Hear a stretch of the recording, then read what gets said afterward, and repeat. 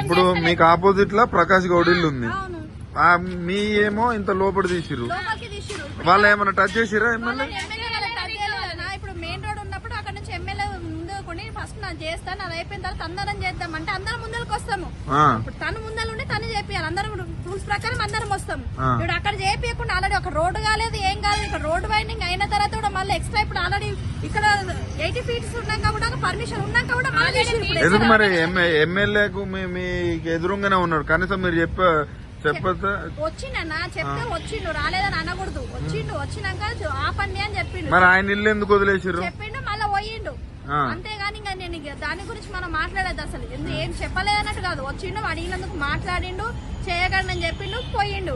పోయినాక మళ్ళీ వచ్చి మళ్ళీ అది స్టార్ట్ చేసేసి మరి ఇప్పుడు ఆయన ఇల్లు కూడా కొంచెం ముందే ఉన్నట్టుంది కదా. ముందేందన్నా మొత్తం ఈ ఎమ్మెల్యే చుట్టుముట్టు మాట రేకులు ఉన్నాయి, మొత్తం షెడ్లు ఉన్నాయి, ఇప్పుడు అవన్నీ కూడా రూల్స్ ప్రకారం అన్ని చేయాలి కదా.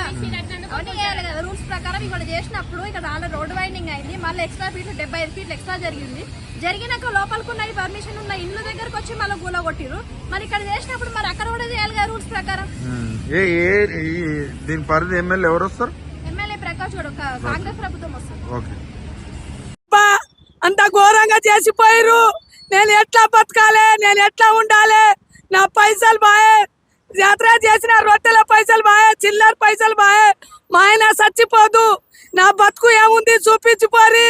నేనైతే ఎట్లా అంటే అట్లా చచ్చిపోతా చూడు. మీ పేరు మీద బాగుండే చూడు, ఎవరు ఉన్నారో వాళ్ళు వచ్చి నా బతుకు తేరి చూపియాలి. మంచిగా ఉండేది చూడు.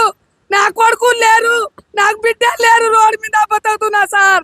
నా పరిస్థితి బాగలేదు సార్, మరి ఘోరంగా బతుకుతున్నా. నాకేం చూపిస్తారో చూపిరి సార్. రోడ్డు మీద రొట్టెలు చేసుకొని బతుకుతున్నా సార్. నా కొడుకులు లేరు సార్. కలెక్టర్ ఆఫీస్ కి పోయి ఆడుకొని వచ్చినా సార్. నేను అంతా రోడ్డు మీద బతుకుతున్నా సార్. నా పరిస్థితి బాగాలేవు సార్. అన్ని కూడా కాలలో కూడా పడ్డా, నేను పెద్ద సార్ కాలలో పడ్డా కూడా ఆగలేడు. వచ్చి దన వేసి మా ఆయన లోపల దొబ్బిర్రు సార్. నా బతుకు ఎట్లా, నేను ఎట్లా బతకాలి, నేను ఎట్లా సావాలి? వచ్చి చూసిపోరి. ఎవరైనా పెద్దోళ్ళు ఎవరో, ఎమ్మెల్యే ఎవరెవరు వచ్చిర్రో వచ్చి చూసిపోరు సార్. నా బతుకు తేరి చూసిపోరి. సావాలా నేను బతకాలా? ఎట్లా చెప్తారో అట్లా రారి. నేను మాత్రం బతకను సాయంత్రం దాకా. మీరు ఎట్లా చేస్తారో వచ్చి చెప్పారు సార్. మా బతుకు తేరు ఎట్లా ఉంది? రోడ్ మీద బతుకుతున్నావు, ఎట్లా బతకాలి? మాకు ఇల్లు లేవు, మాకు జాగా లేవు, భూమి లేవు. రోడ్ మీద కూర్చోగట్టుకొని ఉంటున్నా సార్. కాలు పట్టుకున్నా సార్ కూడా ఈయన లేడు.